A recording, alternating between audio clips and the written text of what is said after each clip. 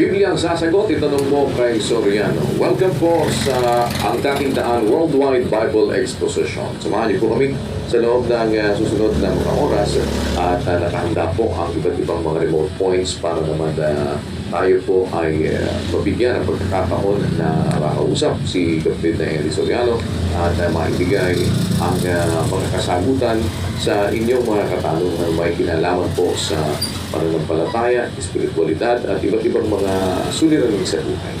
Para hindi po tayo magluwat, kasama natin si Kapatid na Henry. Kapatid na Henry, magandang araw po sir.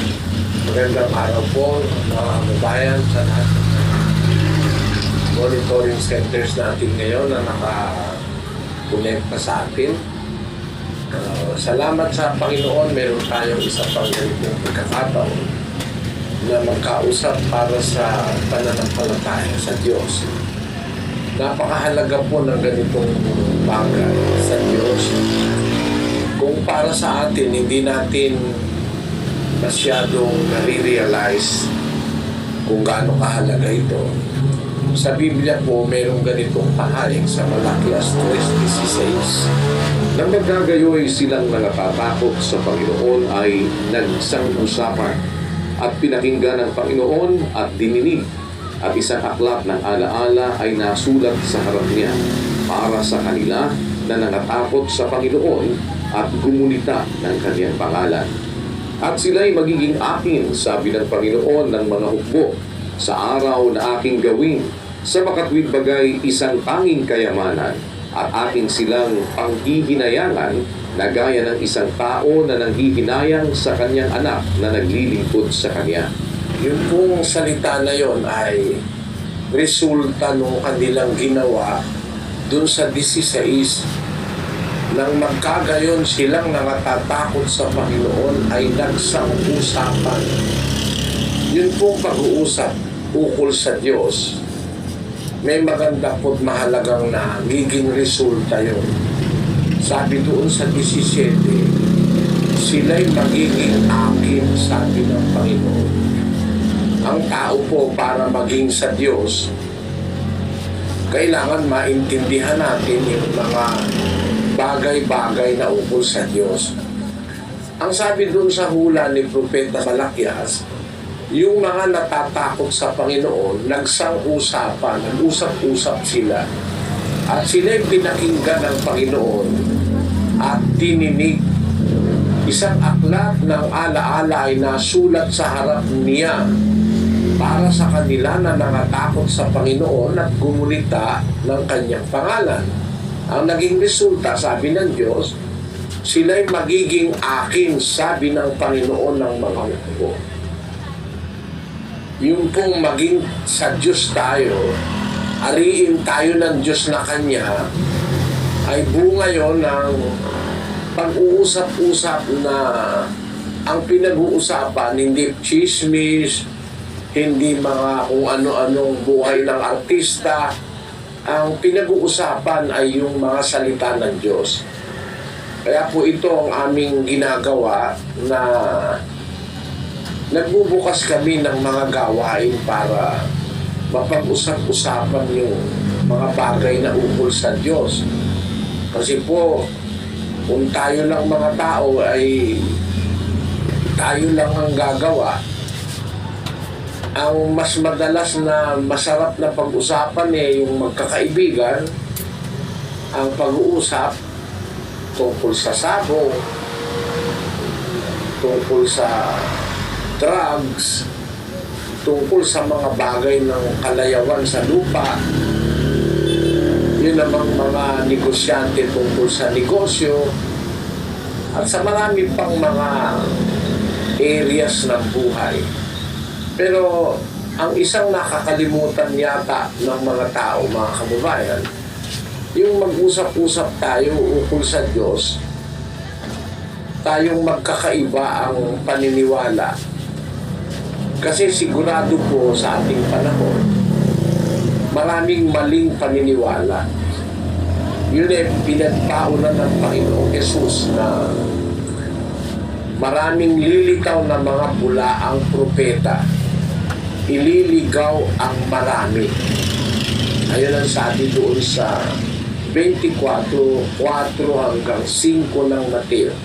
At sumagot si Jesus at sinabi sa kanila, "Mag-ingat kayo na huwag kayong mailigaw dito man, sapagkat marami ang magsisiparito sa aking pangalan na mga nagsasabi, ako ang Kristo, at ililigaw ang marami." Merong panahon na sinabi ni Kristo yan, 2,000 taon na nakakalipas. At ngayon po, nakikita natin yung katuparan. Marami talagang nangangaral tungkol sa Kristo, magkakaiba ang aspeto, may magkakaibang mga intensyon, merong nangangaral dahil sa pera, merong nangangaral dahil sa kampi-kampi, merong nangangaral na ninegosyo ng salita ng Diyos. Maraming mga bulaang propetang sinabi ng Panginoong Jesucristo. Kaya nakakatiyak tayo sa ating panahon, maraming mali na mga religion. Pero kung mag-uusap-usap tayo kahit ano pang religion ang kinaroroonan natin, ang sabi ng Diyos, yung mga natatakot sa Panginoon pag nag-usap-usap yun, nagkakaroon yun ng magandang resulta. Sila'y magiging akin, sabi ng Panginoon. Tayo ay magtatamo, magkakamit ng pabor, ng pagiging sa Diyos kung sa pag-uusap-usap natin, maintindihan natin yung talagang katotohanan ng Diyos. Kasi, gaya ng sabi ko nga, marami pong panluloko ngayon. Sabi ni Kristo, ililigaw ang marami. Dapat mag-usap-usap talaga tayo. Salamat po sa inyong pagdalo na ang layunin po namin ay makipag-usap sa inyo tungkol sa mga salita ng Diyos sa Biblia. At umpisahan na natin, kapatid na Daniel. Opo, umpisahan natin agad at puntahan natin ang lugar ng Doha, Qatar. Nandun si Katarina Anti Perlada kasama ng ating mga panahon. Doha, Qatar, go ahead please. Kapatid na Daniel at kapatid na Eli, salamat po sa Panginoon. Ang magtatanong po rito sa Doha, Qatar ay si Mr. Isaac Ronas, isa po siyang Baptist. Ang katanungan ko po, bago namatay si Kristo, may sinabi po siyang, Ama, bakit niyo ako pinabayaan? Bakit niya po yan nasabi? At sino po ba ang dapat sambahin? Si Jesucristo po ba o ang Diyos Ama? Kapatid, ang Kristo, kung hindi natin maiintindihan, meron siyang mga ginagampanang papel nung nandito siya sa lupa. Miski noong panahon pa na hinuhulaan yung kanyang pagparito sa lupa, may mga nakasulat na siyang mga gagampanan na magiging para siyang ganon. Doon sa 22:16 ng awit, ganito nakasulat doon. Sapagkat niligid ako ng mga aso, kinulong ako ng pulutong ng mga manggagawa ng masama. Binutasan nila ang aking mga kamay at ang aking mga paa. Sabi ng hula, niligid ako ng mga aso, kinulong ako ng pulutong ng mga manggagawa ng masama. Puro masasama yung nakapaligid sa kanya sa tiyempong ito. Anong ginawa? Binutasan nila ang aking mga kamay at ang aking mga paa. Yan. Tapos, itutuloy natin sa 18. Inapak nila ang aking mga kasuutan sa gitna nila at kanilang pinagsapalaran ang aking kasuutan. Yung kanyang damit, inapak nila by force. Tapos pinagsapalaran ng wika nila, pinagsugalan yung aking kasuutan. Alam natin si Kristo yan Binutasan ng paa at kamay kasi pinako siya sa krus. Tapos yung kanyang damit, ginapak, pinagsugalan ng mga sundalo. 4 yung sundalo, para wag mahati-hati yung damit. Kasi isang uri ng damit yun na espesyal, na ginawa ng mga unang Kristiyano para sa Panginoong Jesus. Wala yung tahi Kaya pagka pinaghati-hati mo, hindi pakikinabangan. Buo kasi yun Basahin natin ang 19:23 ng 1. Ang mga kawal nga ng si Jesus ay kanilang maipako na sa krus ay kanilang kinuha ang kanyang mga kasuutan at pinag-apat na bahagi. Sa bawat kawal ay isang bahagi at gayon din naman ang tunika. At ang tunika ay walang tahi na hinabing buo mula sa itaas. Nangagsamusapan nga sila, huwag natin itong punitin, kundi ating pagsapalaran kung makapapakanino upang matupad ang kasulatan na nagsasabi, binahagi nila sa kanila ang aking mga kasuutan at ang aking balabal ay kanilang pinagsapalaran. Yan, natupad yan kay Kristo.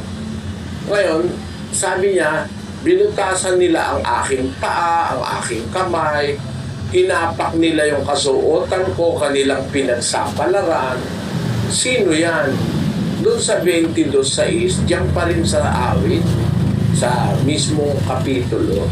Ngunit ako'y uod at hindi tao, duwahagi sa mga tao at hinamak ng bayan. Ayon, ako ang wikay uod at hindi tao. Dinuwahagi sa mga tao, hinamak ng bayan. Ibig sabihin sa tiempo na yan, para siyang uod. Alam niyo yung uod, simboliko ng isang bagay na kasuklam-suklam. Nakakadiri yung uod. Nakakadiri. Para lang yung libingan, ang sabi ng Kristo, sa labas maputi, pero sa loob ay kasuklam-suklam sapagkat puno ng mga uod. No? Ibig sabihin yung uod, parang isang bagay na walang ahalaga, kinuputya, parang pinandidirihan. Isang panahon ng buhay niya, tinrato siya na parang uod nung siya'y ipinako sa krus. Kapatid. Ngayon, bakit ko sinasabi niyo sa'yo, kaugnayan nito dun sa iyong tanong na Ama, bakit mo ako pinabayaan? Alam mo kasi, maraming papel si Kristo na kinakatawan. Isang panahon para siyang uod na kinasusuklaman. Isang panahon ay para siyang isang kriminal doon sa 8:40 ng buwan. Ganito naman ang pangyayari roon.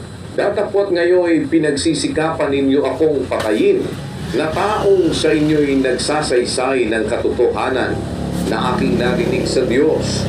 Ito'y hindi ginawa ni Abraham. Ngayon, nung tiyempo na yon, sabi niya, ngayon pinagsisikapan niyo akong patayin. Nagsasabi lang naman ako sa inyo ng katotohanan na aking narinig sa Diyos. Gusto siyang patayin ng mga Hudyo na taong nagsasaysay sa inyo ng katotohanan. Nabasa ko yung katao kung nabasa ko naman uod. Ibig ba sabihin, uod na si Kristo? Kung nabasa mong tao, tao na talaga siya. Sabi sa Biblia, kaya niya sinabing taong nagsasaysay sa inyo ng katotohanan. Kasi, doon sa 1:14 ng Juan, ang nakasulat, at nagkatawang tao ang verbo. Ang tao, yung katawan, nagkatawang tao ang verbo. Parang ang lalaki nagdamit babae. Ang tingin mo babae, pero hubaran mo at lalaki yun. Kasi nagdamit babae. Para rin yung salitang nagkatawang tao.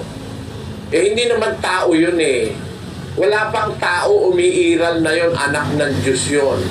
Nagkatawang tao. Hindi nila kinukonsider yung salitang nagkatawang tao. At sa ibang talata ng Biblia, meron pang sinasabi siya ay nag-anyong tao. No? Nakitulad sa tao. Basahin natin ang 2:5 ng Filipos. Magkaroon ka